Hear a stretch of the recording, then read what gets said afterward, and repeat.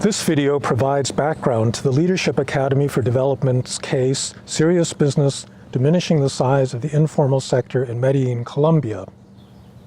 In this lesson, we will investigate approaches to behavior change that were employed in attempts to formalize small businesses in Medellin. The city of Medellin lies in a high mountain valley along one of the cordilleras in the interior of Colombia. At an elevation of around 5,000 feet near the equator, it has a moderate climate the whole year around. In the year 2018, the population of the city was estimated at around 2.4 million, with a high unemployment rate and a young population. Medellin's population had grown very rapidly during the 1950s as people from the countryside fled a bloody civil war known as La Violencia. As in many other Latin American cities, these migrants tended to settle in shanty towns or barrios built up the sides of the valley's mountains, while the middle and upper classes lived in the flat parts of the city. Medellin is one of the most industrialized parts of Colombia, the capital of the province of Antioquia, which has long been known for its entrepreneurs and business acumen. This particular sock factory uses sophisticated computer-controlled machines to produce socks for the North American market, selling to retailers like Target and Walmart. Unfortunately, Medellin became known for another type of entrepreneurship as well. Beginning in the 1980s, a lucrative market began to open up in the United States for cocaine. One of the first people to exploit this opportunity would become world famous, as depicted in the Netflix series Narcos, Pablo Escobar. Escobar created the Medellin cartel, setting up labs in the jungles of Colombia to process coca leaves into paste and then into pure cocaine, which he transported north through a network of intermediaries. Escobar's consolidation of control over a burgeoning drug empire led to huge levels of violence in Medellin, with a murder rate that in 1994 reached nearly 400 per 100,000 residents. That rate is far higher than those seen in Mexico more recently, as narco-trafficking took off in cities like Ciudad Juarez, and was almost 10 times higher than the murder rates in the most violent American cities in that period. Escobar launched a campaign of terror that reached the elite of the city with kidnappings, bombings of clubs and airplanes, and other horrific violence. Escobar was finally hunted down and killed in 1996, but this was only the beginning of the city's troubles.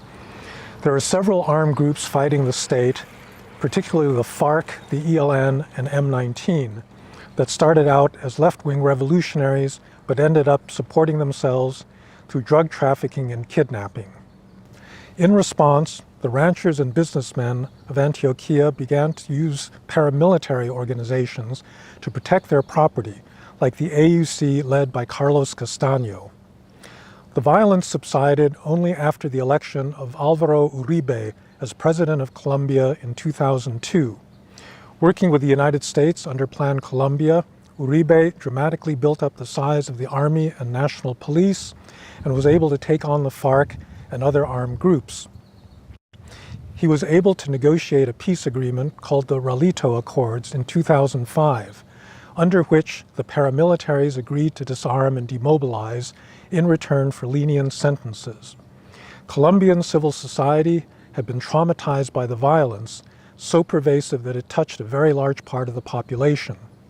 Colombia made a number of important changes to its institutions, beginning with the direct election of mayors in 1988, and continuing through the ratification of a new constitution in 1991 that transferred authority and resources to localities. Mayors had previously been political patronage appointments made by presidents, but now they could be chosen by their constituents.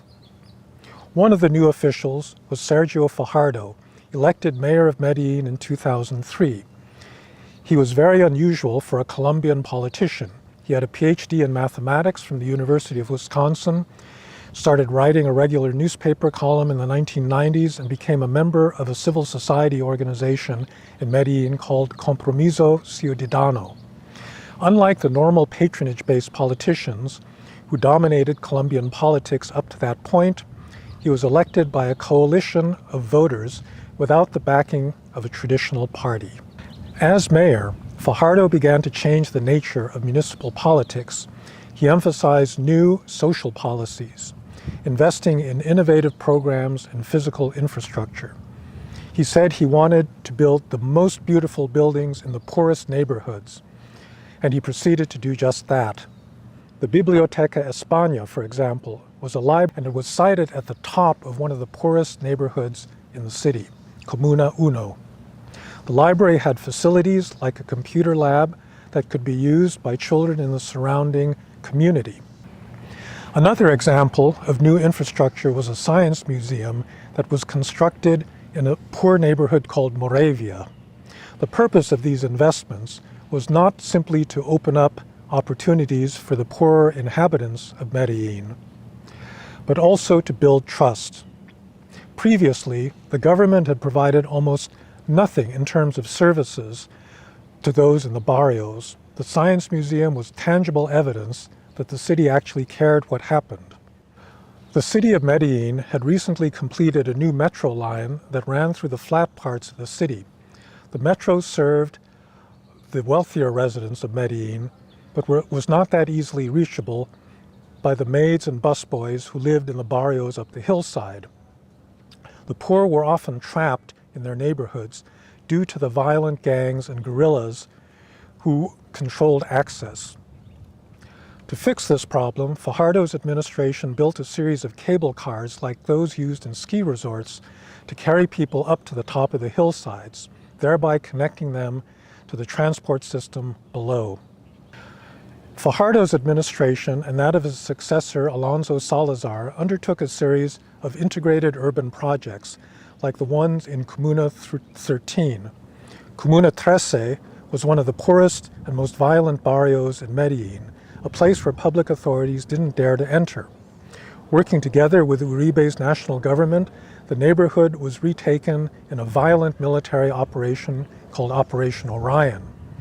Once the neighborhood was secured, the city began to invest in social programs and in infrastructure. The barrio was mapped digitally and monitored around the clock with an eye to preventing drug gangs from establishing themselves once again. Here as well, a cable car system was built to allow access to the upper levels of the barrio. None of this could have happened without money. During the Fajardo and Salazar administrations, social expenditures increased rapidly. Many cities in the developing world find themselves strapped for fiscal resources. This was not the case in Medellin, which benefited from the existence of a public utility called Empresas Públicas de Medellin. The utility had won the trust of city residents even in the poorest neighborhoods by providing reliable power and water services even during the height of the drug wars. Citizens paid their bills and the utility made money, giving Medellin a surplus that it could invest in other social programs. In addition, the business community did its part by agreeing to pay higher taxes during the period of crisis. Medellin has been an inspiring success story in many ways, but certainly not across the board. The policies of Uribe and Fajardo reduced levels of violence considerably, but they did not make a dent in the drug trade, which continues to the present day.